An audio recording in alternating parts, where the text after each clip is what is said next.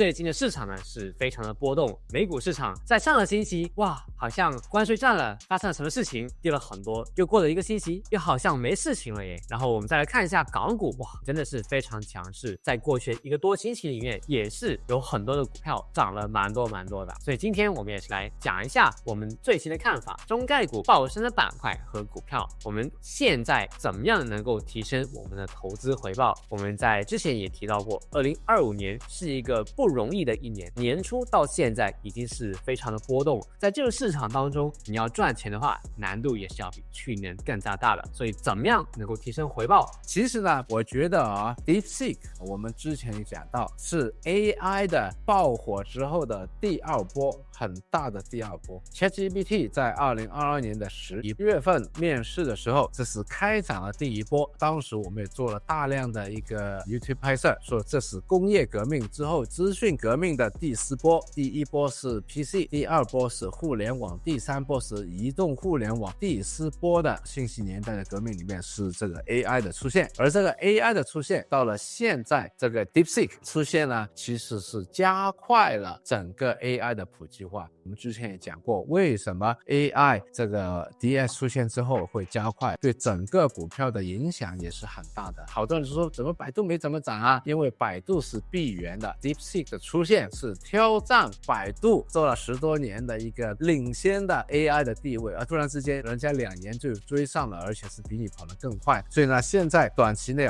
有好多人说，七爸爸，你不是说这个 AI 中国的百度是其中一家吗？那现在为什么百度没有涨呢？其实人家就觉得 DeepSeek 这出现在中国，可能是百度做了这么多年的大语言模型，突然有一个小伙子很便宜的挑战了它。当然了，美国的 Google 啊 ChatGPT 啊，他们都是闭源的，都是被挑战的。那还有一个呢，就是百度一直是说闭源的比较好， source code 这个代码是关闭的，不给你看的。比如说后来的一个后发者，因为他要追嘛，所以他要给大家更好的条件来用他的大语言模型，所以后来者像 Meta 的 Llama 啦，或者是中国的阿里巴巴的通义千文，这个都是开码的，开源的。那这一次 DeepSeek 也是开源，所以呢，这次出来之后，其实是给了百度的闭源的那条路线，包括 OpenAI 这个很大的一个挑战。所以大家如果看到好像百度怎么没有怎么涨呢，就是这个原因。当然呢，其他有好多的股票是受益 DeepSeek 的出现，为什么呢？因为它是开源的，所以好多的公司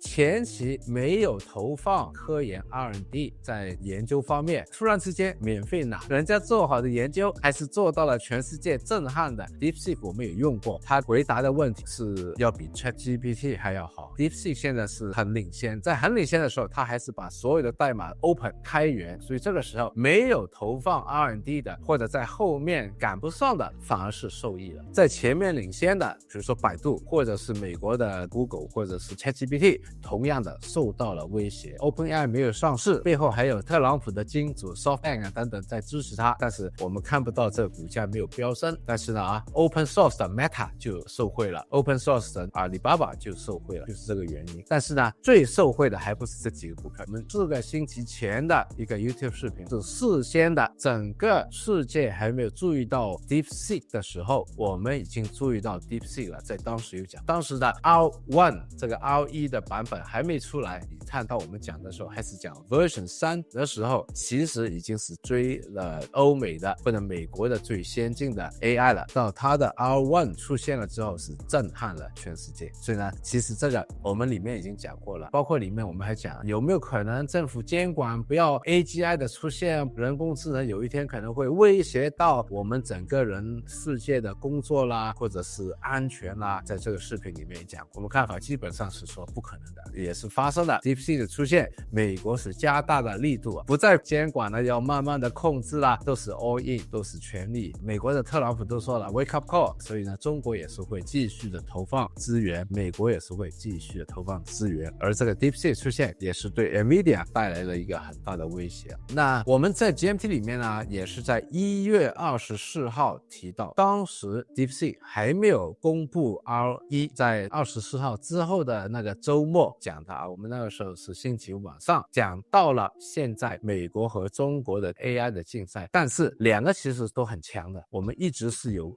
研究中国的 AI。 那当然了 R1 出来了之后，我们是更加开心的，因为它也是有好多的地方是超越了美国的 AI。 用我的意见来说是比 ChatGPT 更要好，当然呢不排除 ChatGPT 也是因为这样加快了它的新的产品 version 的 release 所以这个是在追赶的今天 DeepSeek 好了一点了，明天 OpenAI 又好了一点，后天这个 ChatGPT 又好了一点，也不排除下一次就百度好了一点了。 DeepSeek 是 open source 开源的，百度也在抄功课，也在真流的学习它的 DeepSeek 的一些技巧，所以下一次可能公布的是腾讯啦或者是小米啦，都有这个可能。所以整个 AI 是在加快的上升。但是呢我们发现其实中国的 AI 不差，但是中国的 AI 的股票完全没有被炒起。美国的股票 AI 已经涨得好高好高了，不同种类的包括应用啦、电力啦， Rich 之前给大家做的不同的 AI 的板块都已经涨了好多了，当然晶片是涨得最多的。但是呢香港或者是美国上市的中概股，这个中国的 AI 基本上没怎么涨。所以当时我们在 GMT 里面也是给大家看到硬件当然中国是中芯国际，特别是美国制裁之后，中芯国际啦、华虹啦这些突然之间有了一个市场，没有美国的晶片来竞争，所以它有一个时间和空间来发展。那如果是大语言模型的话，当然百度是领先的，当然现在 DeepSeek 出来了，比百度还领先了，所以百度是涨得最少的那一个。那还有就是应用，我觉得应用将来DeepSeek 的出现使得大语言模型成为了一个 commodity， 大家都有了一个通用的产品，反而是谁的应用能力最强，可能将来是受益最大的。那说到了哪一个最受惠呢？市场其实是第一个有个炒作，第二个呢我觉得市场也算是有效的。那他们会推算，我在这里告诉大家为什么这些股票一下子在短短的2个星期内，就是 DeepSeek 出来之后，金山云是其中一个涨得最多的最强势的。就是 DeepSeek 本身来说是个小公司，它做了大语言模型让人家随便用，但是随便用的时候需要有一个云来寄存那些 applications 应用，所以呢人家就想到了所有云的公司都有上涨，所以呢阿里云、腾讯云都有上涨。我觉得更加是个概念的炒作， DeepSeek 大家要用了，所以呢整个云的业务就会上去了。金山云的第二大的老板是小米，金山云是金山软件和小米一个投资的公司，金山云上去了，小米在它的业绩公布的时候，它的投资的收益、市场资产的公云值的收益 gap 这个盈利也会上涨，因为金山云赚了钱涨上去了，就算它不卖，它也会在账面上有一个盈利。但我觉得呢小米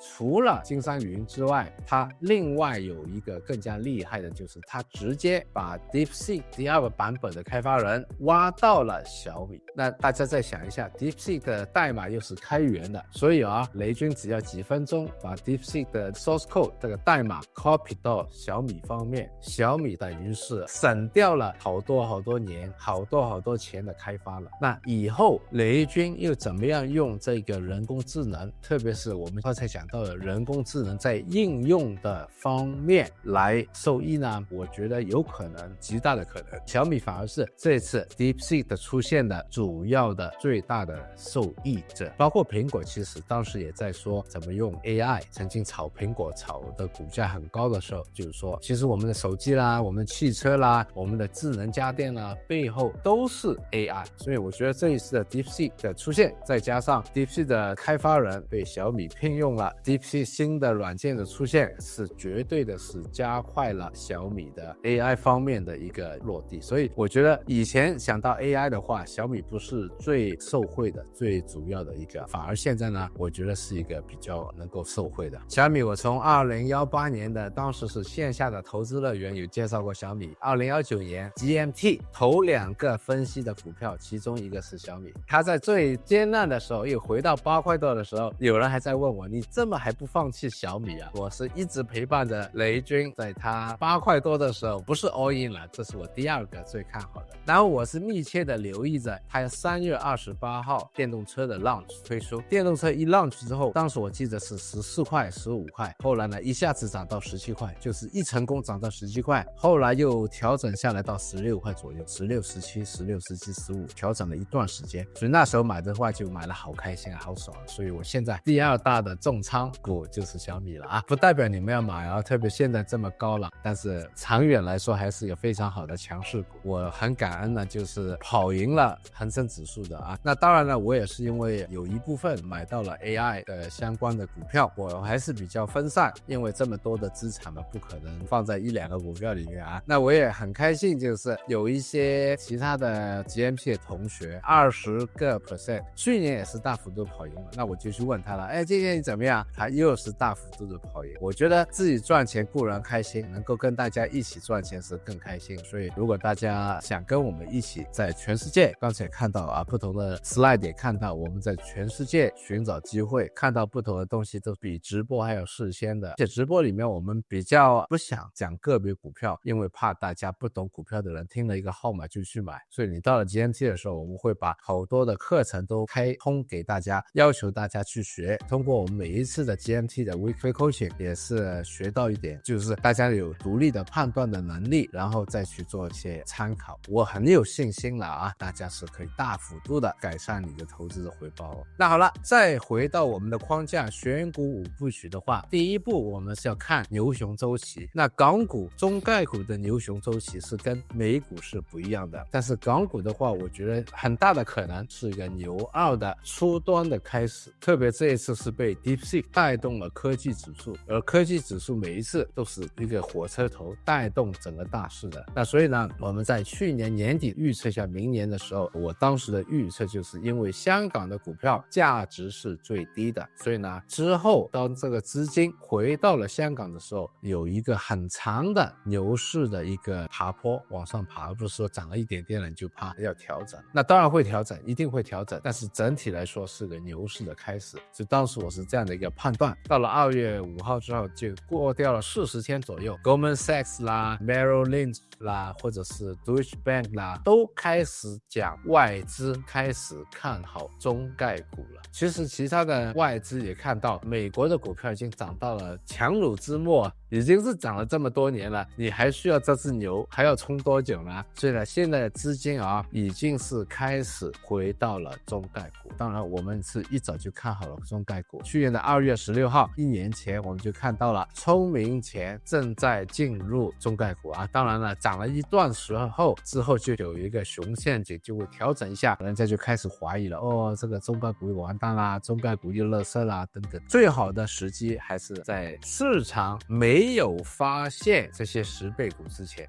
市场还不看好或者错杀的时候，所以我说买股票一定要用心的去做功课，还要有信心，还要有耐心，3星还有2个亿，3星2亿，还是要强调啊，刚才讲了一些个别的股票，千万